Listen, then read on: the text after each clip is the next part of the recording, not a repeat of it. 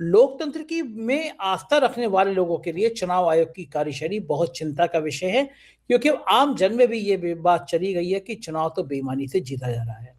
अभय दुबे से मैंने तमाम इन मुद्दों पर बातचीत की है, बहुत अच्छी बातचीत है। आप सुनिएगा, चैनल को सब्सक्राइब और ज्वाइन करिएगा।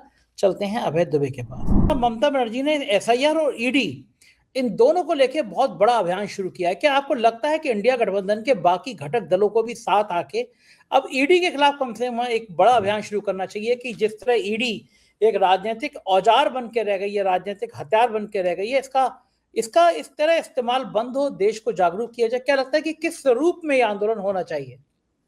देखिए, आपको याद होगा कि 2024 से पहले जबकि ईडी के छापों ने विपक्ष को परेशान कर दिया था, विपक्षी नेताओं को ऑलमोस्ट तकरीबन कोने में ढकेल दिया था। उस वक्त ईडी के इन छापों के कारण ही मेरे ख्याल से वो मुख्य कारण था जिससे इंडिया गठबंधन के बीच में एक एकता दिखाई पड़ी थी। क्योंकि नरेंद्र मोदी लगातार अपने भाषणों में कह रहे थे अगर वो फिर से सत्ता में चुन के आई तो वो भ्रष्टाचार, अपने तथाकथित भ्रष्टाचार विरोधी अभियान और जोर शोर से चलाएंगे। तो विपक्ष के सारे नेताओं को लगा कि बहुत मुश्किल हो जाएगी, उनके लिए राजनीति में टिकना मुश्किल हो जाएगा, इसलिए सब लोग, और भी कई कारण थे लेकिन ये एक महत्वपूर्ण कारण था जिसकी वजह से लोग एक होते चले गए।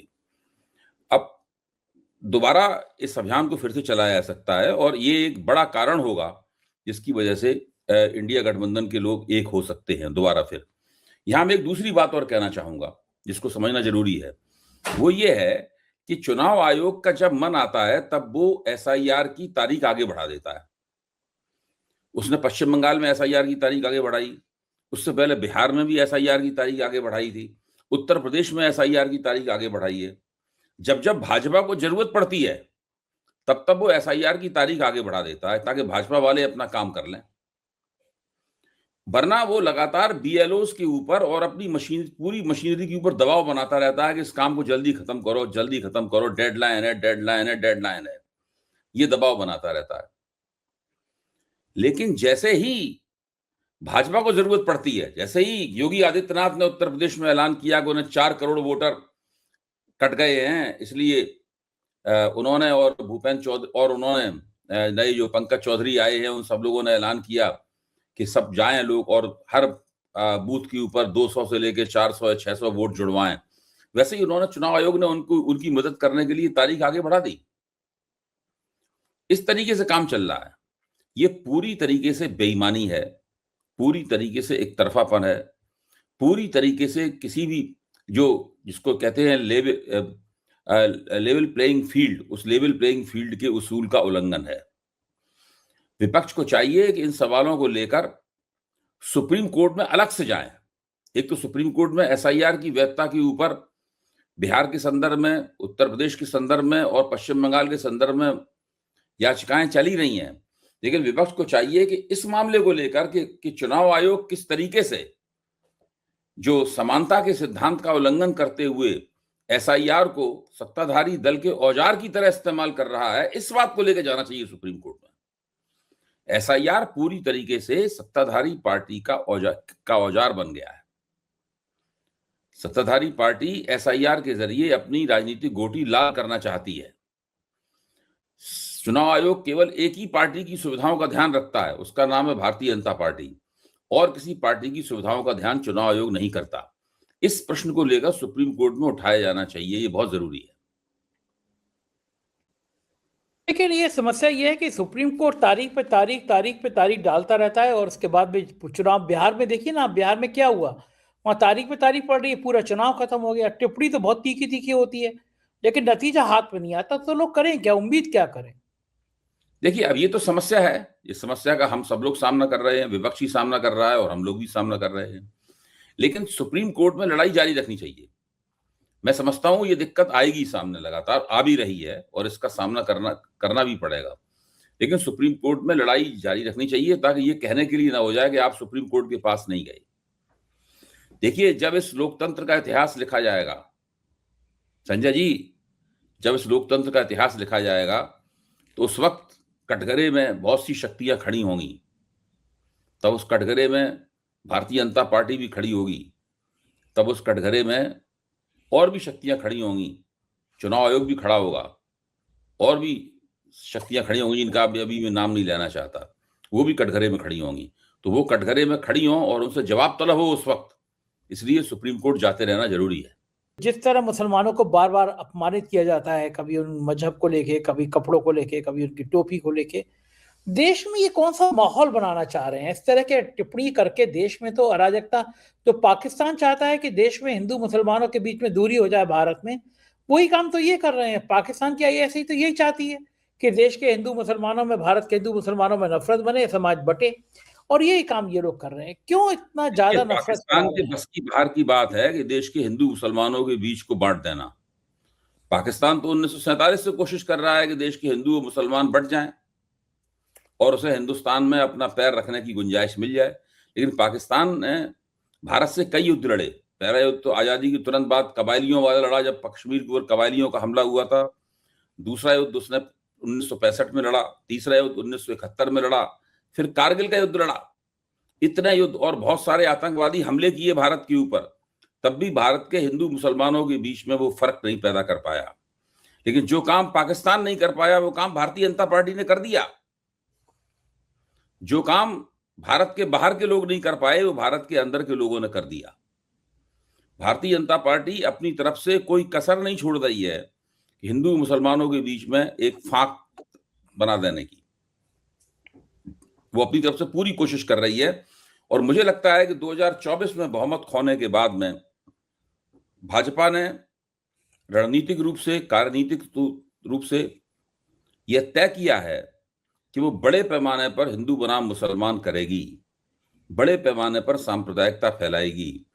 भाजपा सोचती है उससे उसके दो लाभ होंगे।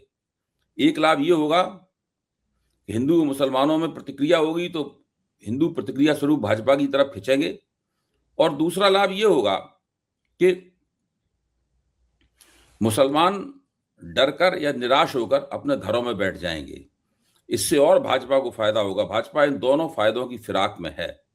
और तीसरा लाभ ये होगा उससे कि भाजपा का जो कट्टरपंथी कोर है, वो भाजपा का कट्टरपंथी कोर पहले के मुकाबले थोड़ा सा उसकी संख्या बढ़ जाएगी। ये है भारतीय जनता पार्टी के इरादे, और भाजपा अपने इरादे पर एक रणनीतिक योजना के मुताबिक काम कर रही है। लेकिन अभय जी, इतनी ज़्यादा नफ़रत करना पिछली पार्लियामेंट के चुनाव में कि मुसलमान तुम्हारी भैंस खोल के ले जाएंगे, तुम्हारे गहने खोल के ले जाएंगे, ये सब प्रधानमंत्री ने कहा। इसके बावजूद भी 35% वोट, इससे ज़्यादा वोट 50% तक भी नहीं पहुंचे। आधा देश भी सहमत नहीं हुआ इस बात से। और मतलब ऐसा थोड़ा कि मुसलमान ही, इसका मतलब हिंदुओं का बड़ा वर्ग भी इस बात से सहमत नहीं है कि इस तरह की बातें की जाए देश में, इस तरह की नफरत फैलाई जाए देश में। इसका मतलब हिंदू भी नहीं चाहता कि ये बात की नफरत की बात यहाँ पे। सही कह रहे हैं आप, सही कह रहे हैं। नहीं, तो आप समझ बिल्कुल में ठीक कह रहे हैं।